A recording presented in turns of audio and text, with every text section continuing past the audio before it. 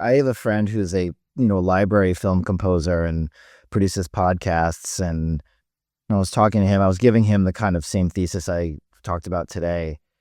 And he's like, yeah, I get it. But like, I'm the one who's going to lose the job because this very specified job he has of composing kind of anonymous music for podcasts. And he's successful. He wrote the theme to Serial, and he's done a lot of big podcasts, New York Times and NPR, but he's like, that's probably the functional music, which employed a lot of composers, is probably not going to be needed as much.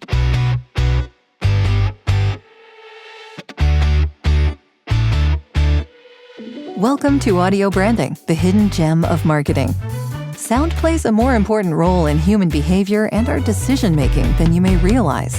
In this podcast, I'll help you understand the art and science of sound so you can better influence others in business and your life. I'm your host, Jodi Krangle. Let's delve a little deeper.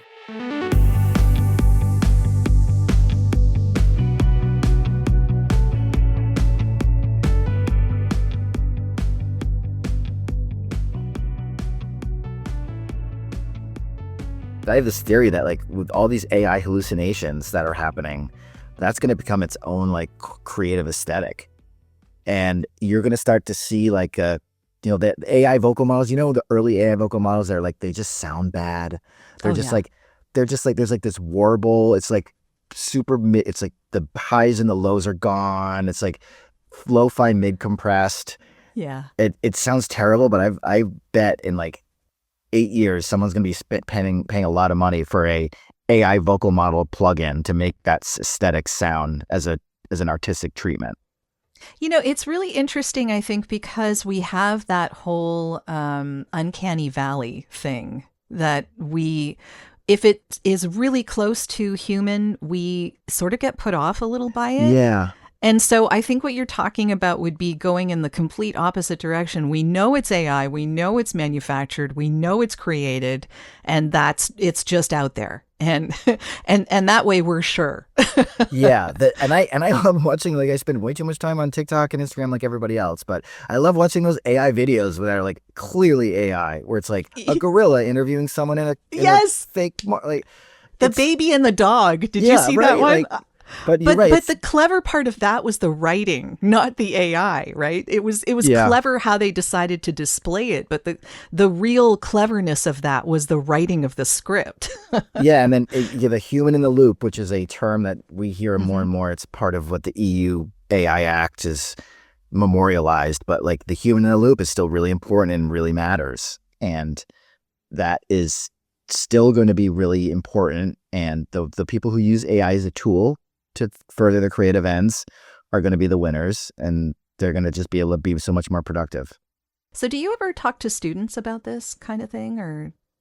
I do. Yeah. I guest lecture as much as I can. I really enjoy it. I would love a more regular teaching gig. I had one at NYU kind of when I was doing A&R, and then I left A&R. But I'm very much motivated to mentorship, and I've guest lectured in last year at Northeastern, Syracuse, NYU, a few others. So yeah, it's a really important, and I'm really, especially the music students that I've gotten to know at Syracuse and Northeastern and NYU, I'm really impressed with how they think about music and the skill sets that they grow up with that are native to them. And so I think, and they're coming up in an era where people are taking things very seriously, and that it's being managed properly. And I'm really excited for the future for me and them. Yeah. So when you're talking with those students, what do you want them to know about the upcoming tech? What should they know? They should know that nobody has any idea what they're doing. That's such a good point. point. We're just trying to figure it out as we go. Yeah. It's funny to me that I'm seen as some kind of authority in certain contexts. And I get it, right? Like I've been doing this for 20-something years. You've seen a lot of things come and go. I think that is what gives you the experience to be able to comment on this, because, everything old is new again, right? Yeah, it is. And I was a senior vice president at Sony to a degree that means anything. And, I have this book coming out, but like every week I just come across something, and I'm humbled every day by what I don't know. And every day something every week something in this AI, even just AI music sector is like surprises me. So I think the rules aren't written. Everyone's figuring out as they go. It's a lot of interesting intersection between like AI and the whole, the creator economy and how so many of us's future is, being a solo business owner or personality and figuring out their way. So a lot of the entrepreneurial spirit is really important. Even if you are employed at a big company, that's really important. I would encourage students to have curiosity be your superpower. And community is also really, really important. It was really important for me when I was starting out 25 years ago. It's even more important now with so much more noise out there and so many more distractions and so much more music and so many people doing it. It's important to have a community to filter and curate and understand how this stuff fits in context. Yeah, very much so.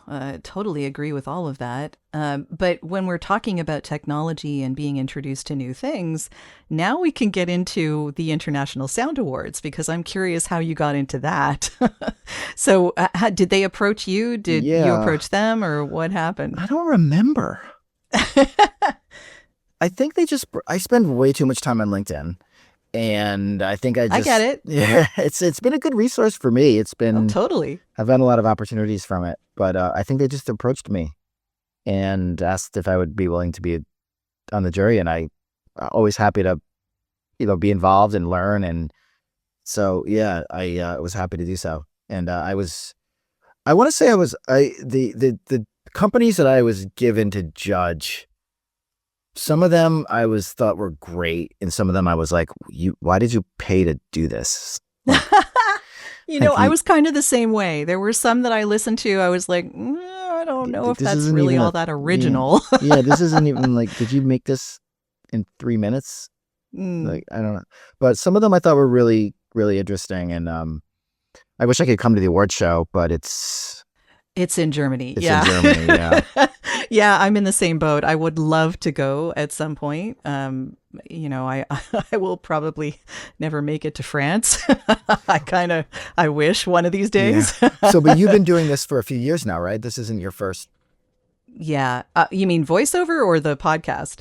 No, judging the. Judging. Yeah, it's been this is my third year doing it.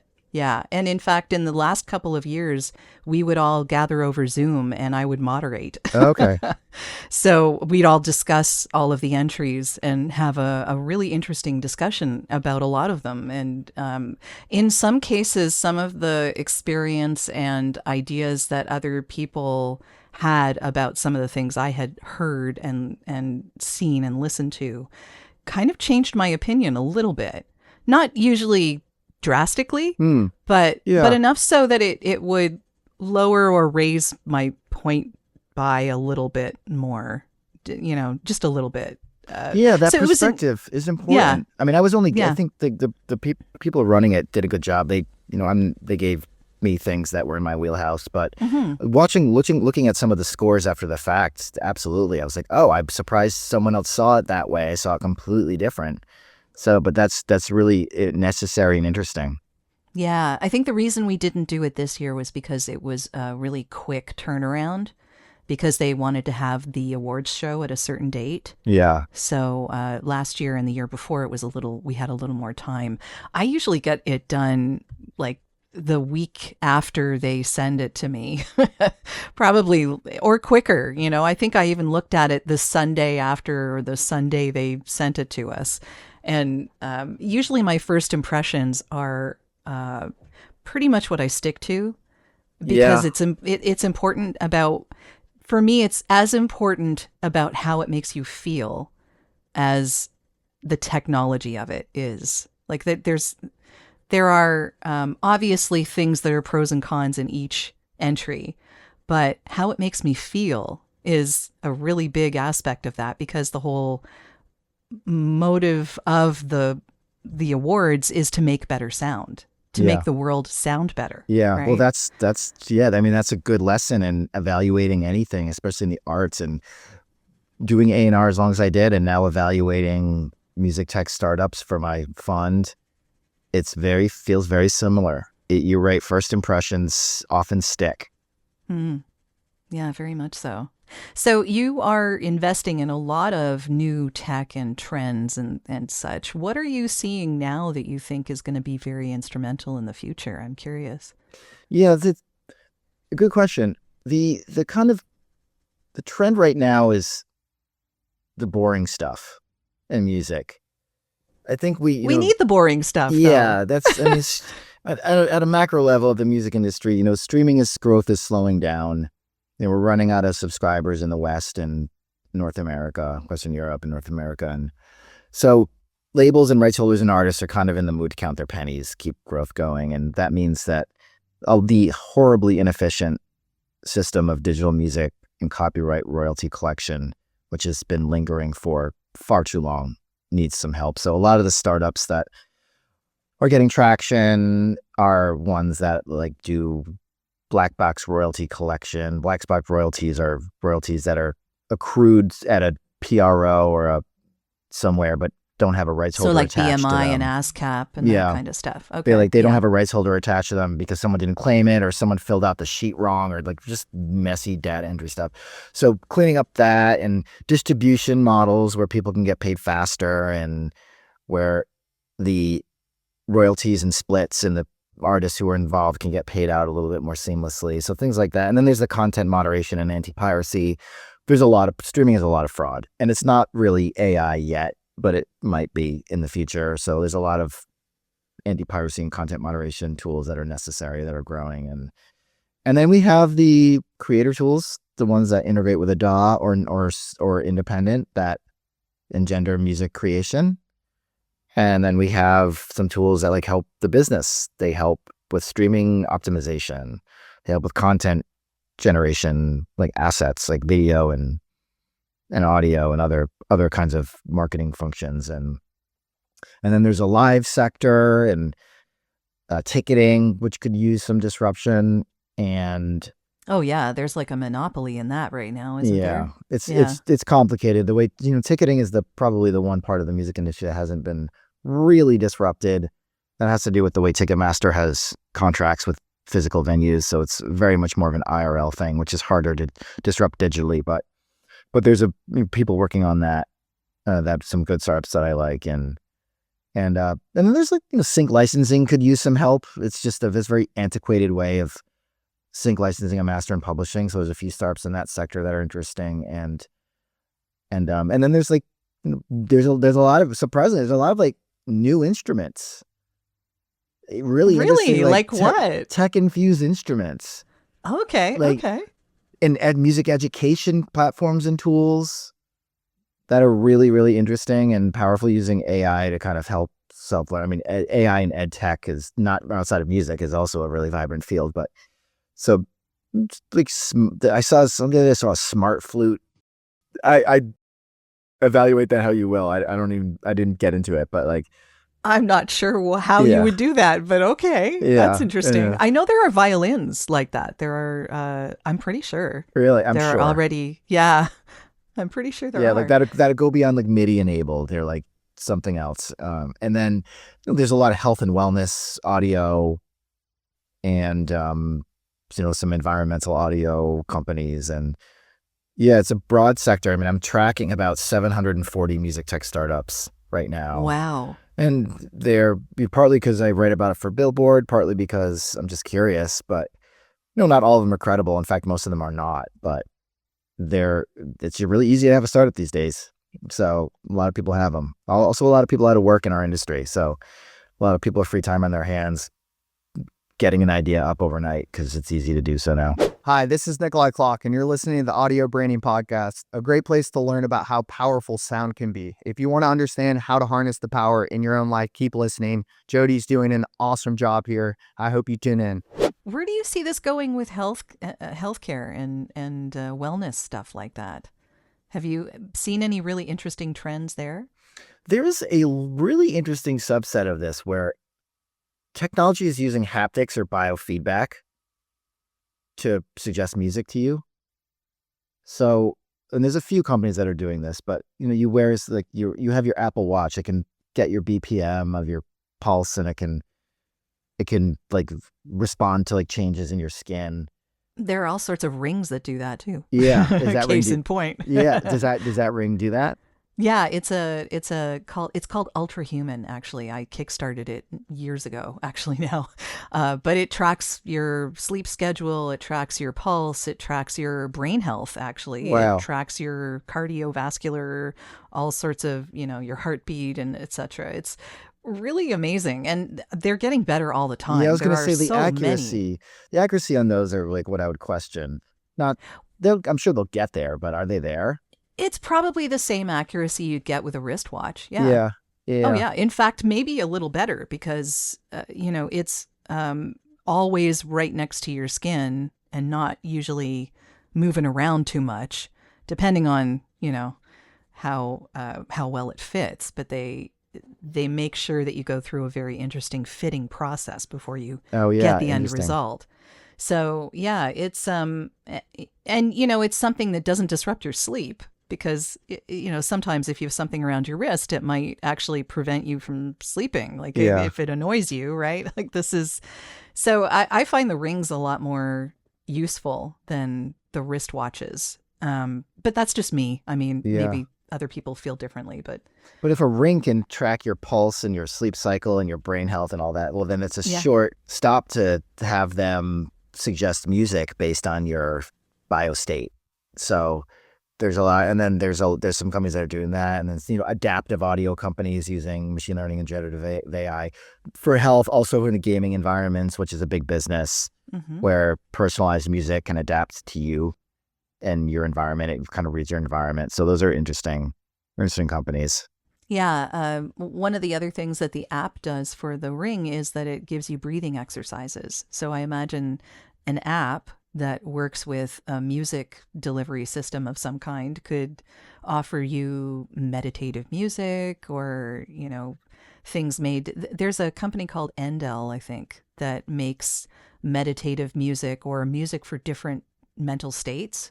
Like if you want to focus or you want to sleep or if you want to have a nap or if you want to, Right. exercise, all sorts of different reasons that you'd be listening to music. And then it sort of offers you these pieces. Yeah. I Yeah, I mean, mean, Endel's an interesting case because it's actually the first company that a major label did a deal with. oh, And if yeah. you think about as to why, it makes sense because these major labels have a lot of kind of artist relations issues to deal with around AI. Some artists are not okay with it and a lot of anxiety. But what Endel does is what you described. It creates kind of the sleepy spa like remixes of popular music. So if you're Billie Eilish and Endel does a remix of you, it's not going to compete with your original, but it's going to allow your new version of your song to appear in a spa where it's the original wouldn't. And it's articulated as this like health and wellness new sector of what you're doing. And it's first, and there's another company called Life Score, which is somewhat similar that did a deal with Warner and Universal. But those two companies were the first two that kind of did like public deals around AI with rights holders. And it's because I think the health and wellness gave it a little bit of a pass over like other generative tech, which is like a little bit more demonized. Sure. Yeah. It's very dynamic, like you say. They've made it for whatever your mood is.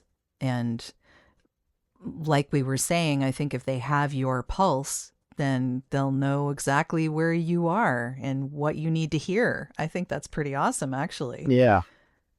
So lots of things coming into the market that I think are going to change our lives, hopefully for the better. I Most guess of we'll us see. for the better. I have a friend who's Yes. a, library film composer and produces podcasts. And I was talking to him, I was giving him the kind of same thesis I talked about today. And he's like, yeah, I get it. But like, I'm the one who's going to lose the job because this very specific specified job he has of composing kind of anonymous music for podcasts. And he's successful. He wrote he wrote the theme to Serial, and he's done a lot of big podcasts in New York Times and NPR but he's like, that's probably the functional music, which employed a lot of composers, is probably not going to be needed as much. Well, I think you're probably right about that, but at the same time, I don't think he should lose heart entirely, because what I talk about in audio branding is owning your media. So, really, it's super important for anyone who has an audio brand like Serial or like those kinds of podcasts that are well known. They don't want to use, let's say, a license free music directory, because anyone could use that music. Yeah. You Yeah. want to own your own audio. Right. At that level, they will. But he gets a lot of work. And Oh, just from being in a yeah, directory? just Is like that what you're from saying? Yeah, podcasts that wouldn't bother. And I sure. see that, I ran the division at Sony that did most of the film and TV scores and gaming scores. And there's like little independent films out there that, maybe $1 million budget. They may set aside 10 grand to do the score. Well, they're not gonna have to pay a composer 10 grand anymore to make a score. And they're willing to take that cut because the generative AI instrumental music is probably gonna be fine. And they're on a budget anyway. So it's like that kind of middle class of artist who makes a living writing music for reality TV and podcasts and independent gaming. Like that's probably where it's most hit. Yeah, where the good enough is good enough. Right. Where Yeah. where the music's anonymous and behind the scenes and not the focal point of the media.